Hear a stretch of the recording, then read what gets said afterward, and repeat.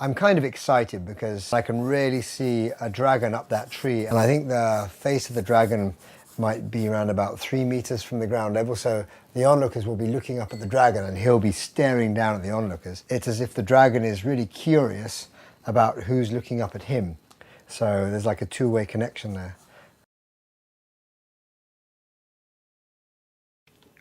Well, I've studied over the last couple of days the wyvern. Of course, there's problems for references because it's a mythological animal. You had to draw your references from living animals that have similarity or existing dragons. And I've got a little image here which I love of a baby croc. You see that mouth there? The turn up of the mouth, as if he's smiling. And I think the eye, most traditional dragons have fairly slit eyes. It makes the dragon look a bit more vicious. So I'll kind of tread a wary line in between a roundish eye, not going as round as a croc, but also not narrowing it down too much. One of the most important parts of the dragon is going to be the wing. Essentially, it's going to be something in between a bat wing and a pterodactyl wing. The main difference is that the back leg of the bat is attached to his wing, but of course, with my wyvern, the back leg is free from the wing and is the main support of the wyvern.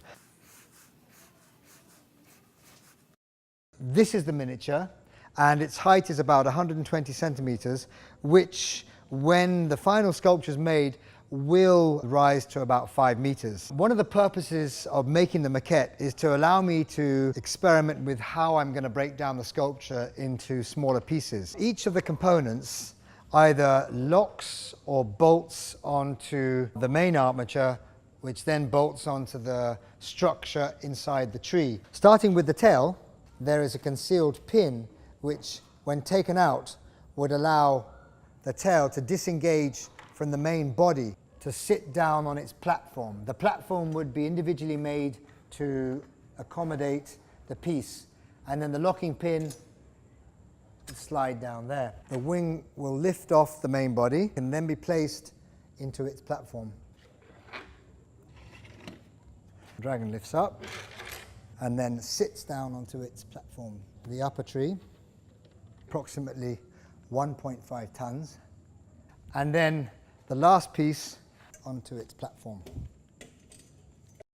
I have a tree which died 1935 or 6, before the Second World War. A lovely tree. It stands about 4 meters high, and it's kind of a big trunk, and it has like this extending arm which extends over about 3 meters from the trunk, and this tree would just be a perfect tree for the dragon. I've already gouged out grooves in each arm of the root base that run up from the end of the arm into the central root base, and I've cut and welded tubes that recess into each part of each arm and then basically rise up to meet this 5-pipe assembly. So the whole weight of the dragon will bear down on this stainless steel armature. We've actually finished the structure inside the lower tree. I've got to get below the tree when it's standing in order to screw on these big nuts. My estimation is that the foot of the tree trunk is round about 700-800 kilos. The upper tree trunk is probably round about the same. The center of balance is pretty much on the trunk itself, but the cantilever branch remains down and swings around, so we have to manually maneuver the cantilever branch to stop it from knocking into anything and obviously damaging something else. Using what I refer to as my sandwich technique, this eyebrow is a composition of 4 separate pieces of driftwood overlaid one on top of the other, made so you barely notice now the joints. This is all welded into place, and once the pieces of wood there are attached to the face, then all traces of the stainless steel will be under the wood, so you won't see it. I have one horn left to go, and that horn is going to be placed under the chin right there, and then towards the back of the jawline I'm going to have little spikes coming out from where this grain comes down. The spikes will come down there. The 4 pincers in the front, there's stainless steel rods which go up to about 3/4 the length of the tooth. I want the face to come down and then towards the nostrils turn up a little bit. I want to balance out between a fearsome dragon and a little bit of friendliness there as well.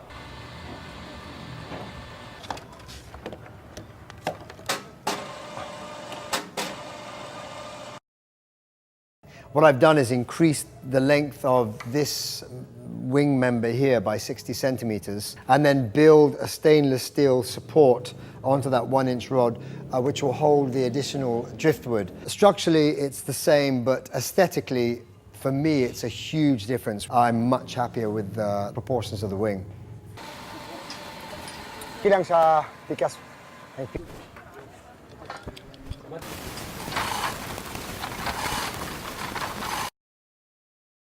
First to load is the first to disengage, which is the tail, tucked up at the very end of the container. The next two pieces to come off the sculpture are the two wings. I put them right the way over to the left-facing side of the container to allow space on the other side to accommodate the body, leaving another 25 feet of the 40-foot container available for the huge tree.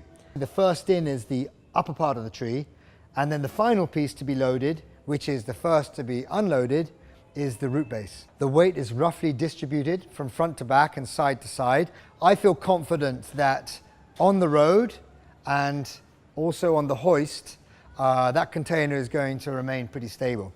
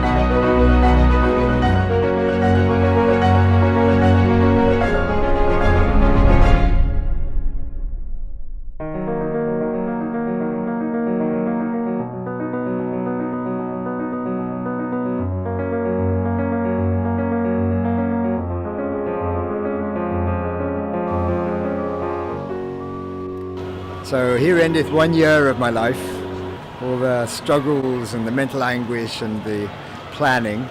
So the Wyvern's now fully installed, overlooking this huge flower dome in the middle of a baobab forest, and he's looking spectacular. I couldn't have picked a better place for him in the world, and it's all been worthwhile.